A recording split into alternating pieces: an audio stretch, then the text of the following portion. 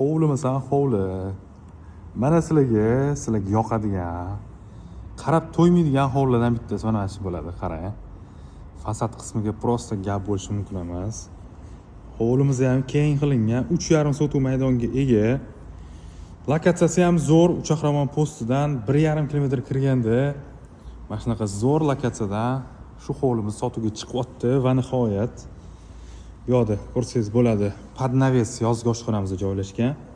Ana undan keyin bitta общий sanozor ko'chaga tashab ketilgan. E'tibor bersanglar, hamma narsasi qo'yib ketilgan, tayyor turibdi. Kirib mazza qilib yashashinglar uchun. Uylarning ichini dizaynlari bu отдельный искусство desam bo'ladi. Hozir albatta to'liq obzor ko'ramiz. 3,5 sotix. Qolgan informatsiyalarni ichkarida aytib o'tib ketaman. Qani ketdi, sizlar vaqtinglarni olmasdan tez video qilib ketamiz. Bizning dizayn shunaqa bogatiy stilda qilingan.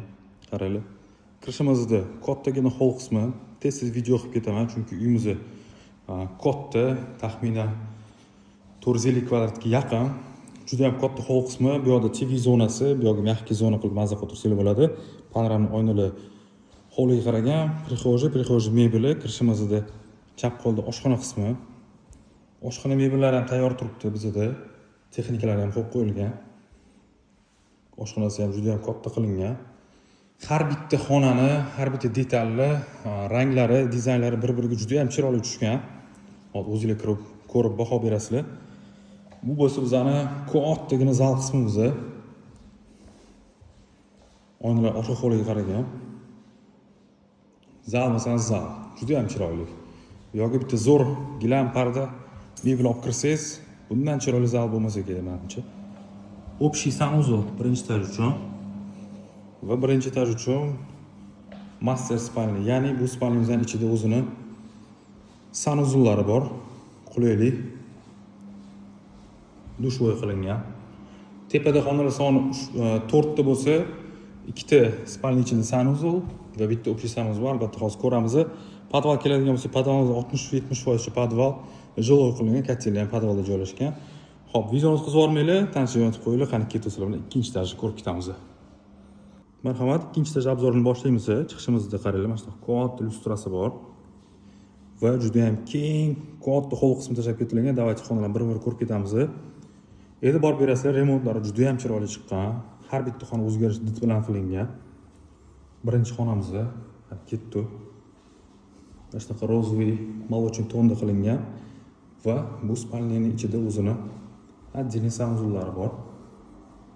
Dushovoy. Har bitta xonaning dizayni har xil qilingan va o'ziga juda ham yarashgan.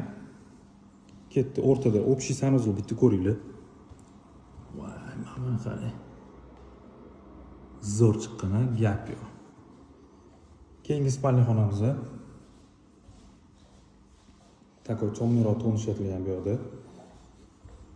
Dal shuramiz. Keyingi spalni xonamiz. Buni ham ichida o'zining отдельный sanuzullar bor. Bu yerda ozgina strogiroq rangli ishlatilgan. Dekorlar qilingan kravatlar orqalari. Va buni ham ichida отдельный sanuzul bor. Ikkinchi etajda ikkita spalni ichida sanuzul va bitta общий sanuzul bo'lyapti. Oxirgi xonamizni ko'ramiz. Bu mana bitta keng katta spalni. Zo'r gap bo'lishi mumkin emas. Menimcha hammamizga yoqadigan stilda qilingan uyimiz. Narxi ham zo'r chiqyapti. Hamma infraturaktuni opsiyada qoldirib ketaman. Joylashgan joyini aytib o'tdim. Uchaqramon postidan taxminan 1,5 kilometr kirganda juda ham zo'r lokatsiyada joylashgan. Ulgurib qolinglar, tanishlarga maksimalni videoni jo'natib tashlaylar. Savolinglar bo'lsa, bemalol telefon qilinglar. Keladigan vaqtingiz 1 soatlik sozanda aytib qo'ysangiz bo'ldi.